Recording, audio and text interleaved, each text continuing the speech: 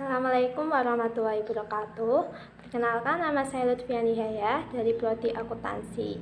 Kali ini saya akan membahas tentang perilaku organisasi. Nah, sebelum memasuki pengertian perilaku organisasi, saya akan membahas tentang pentingnya keterampilan interpersonal. Nah, apa itu sih keterampilan interpersonal? Keterampilan interpersonal adalah kemampuan untuk memahami orang lain. Manajer itu tidak akan sukses dengan mengendalikan kemampuan teknis saja, tetapi harus mempunyai hubungan sosial kepada pekerjanya. Nah, jika antara manajer dan pekerjanya mempunyai hubungan yang baik, maka kegiatan organisasinya juga akan berjalan dengan baik. Ya, apa yang dilakukan manajer? Manajer adalah seseorang yang mengambil keputusan, mengalokasikan sumber daya, dan mengarahkan orang lain untuk melakukan sesuatu agar mencapai tujuan. Manajer itu melakukan pekerjaannya pada sebuah organisasi, yaitu unit sosial yang terdiri dari 2 orang atau lebih yang dikoordinasikan secara sadar bersifat kontinu untuk mencapai tujuan. Nah, apa sih fungsi manajemen? Fungsi manajemen itu ada 4. Yang pertama adalah perencanaan.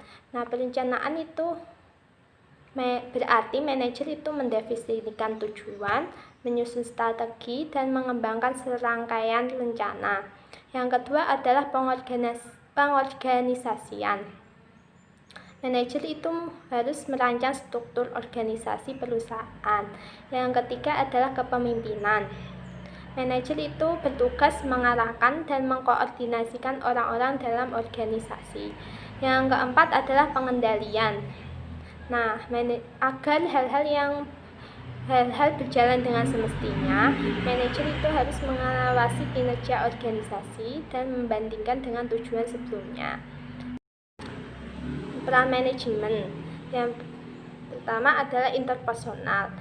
Manajer itu menjadi figur pemimpin, misalnya ketika pemimpin universitas memimpin wisuda.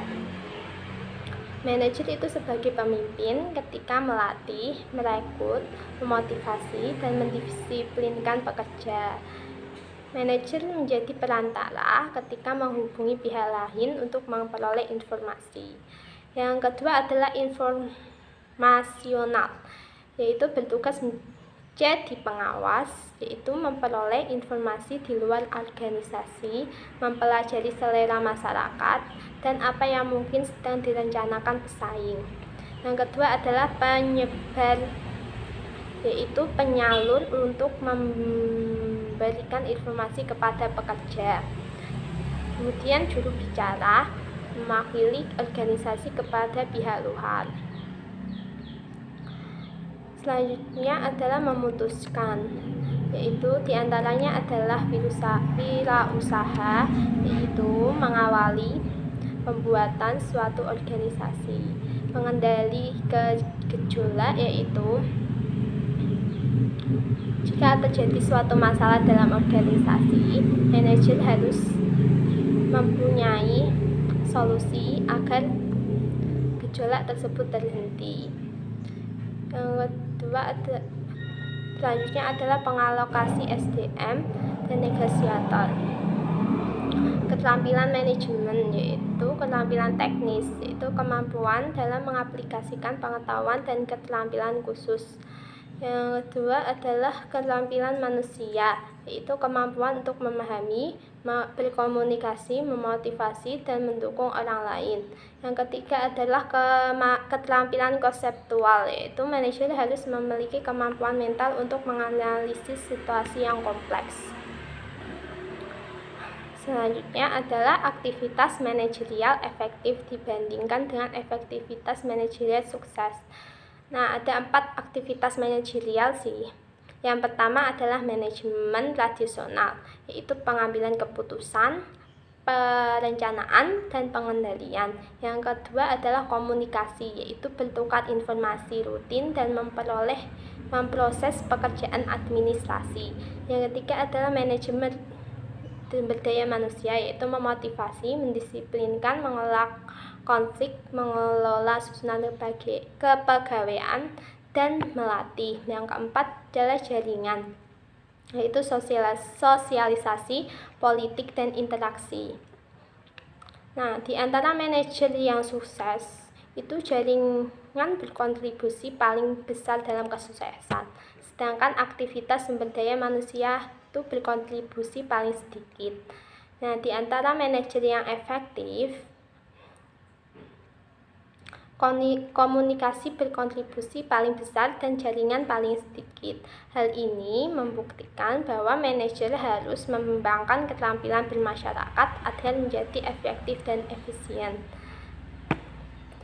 Apa itu perilaku organisasi? Perilaku organisasi adalah studi mengenai apa yang orang lain lakukan dalam organisasi dan bagaimana perilaku mereka mempengaruhi organisasi. Melengkapi intuisi dengan kajian, manajer itu harus semakin ilmiah dalam memikirkan masalah manajemen. Manajer harus berpikir secara intuitif dan sistematif dalam mengambil keputusan agar keputusan tersebut tepat. Nah, jika manajer mengambil keputusan dengan intuisi, dikhawatirkan keputusan tersebut hanya bersifat opini.